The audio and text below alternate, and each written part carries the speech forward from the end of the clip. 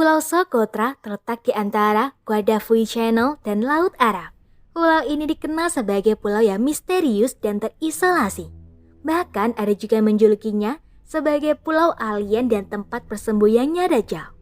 Berjarak sekitar 220 mil dari Yaman, Pulau Socotra menjadi rumah bagi banyak spesies endemik, baik flora maupun fauna.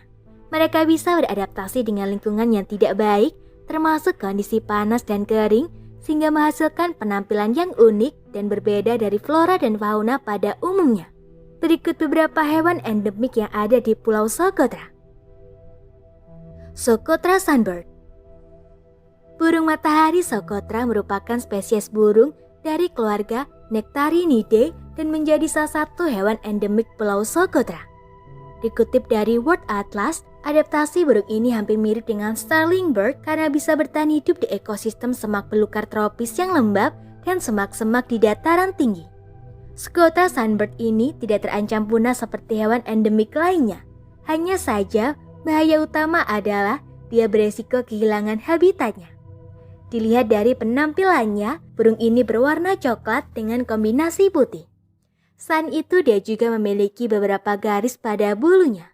Calcomitra bavori, yakni nama ilmiahnya, menghasilkan suara keras yang beragam dan bisa berubah urutan semburan melodi cepat atau panjang. Makanan mereka adalah serangga seperti jangkrik, laba-laba, hingga buah-buahan seperti euphorbia. Mengenai perkembangbiakannya, Socotra Sunbird bertelur antara bulan Januari dan Mei.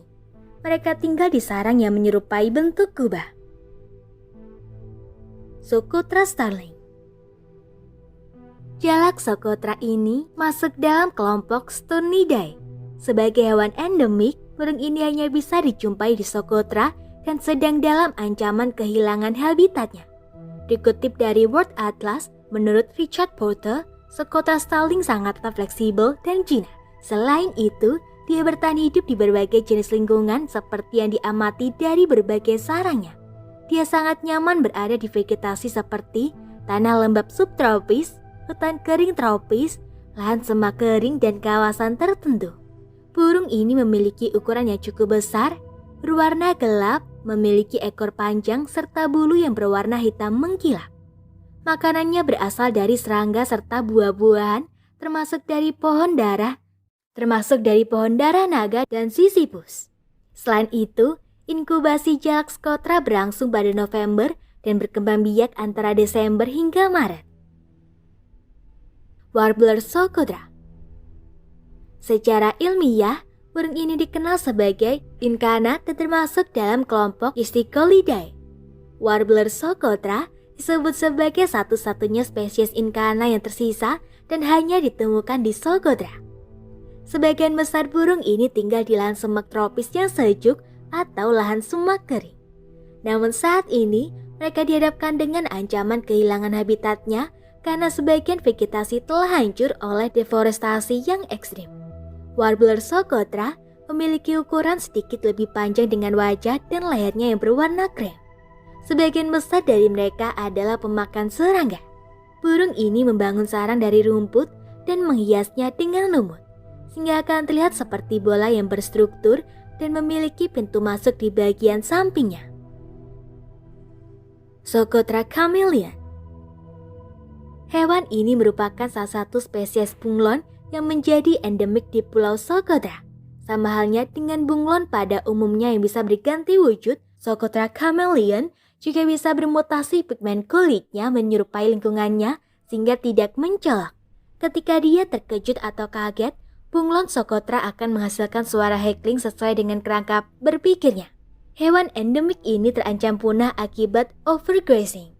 Socotra Chameleon biasa tinggal di semak belukar dan terkadang berada di perkebunan kelapa sawit. Socotra Grosbeak. Secara ilmiah, burung ini dikenal sebagai Rhincostruthus socotranus dan dikenal sebagai hewan endemik karena hanya ditemukan di daratan Socotra. Socotra Grosbeak jantan memiliki penampilan berwarna coklat dengan paruh dan kepala gelap. Kemudian terdapat juga bintik-bintik kuning di sayap serta bintik-bintik putih di pipinya. Pada Socotra Grosbeak betina, penampilannya hampir sama. Hanya saja mereka tampak lebih gelap. Sedangkan untuk spesies yang masih muda, mereka memiliki desain kepala bergaris.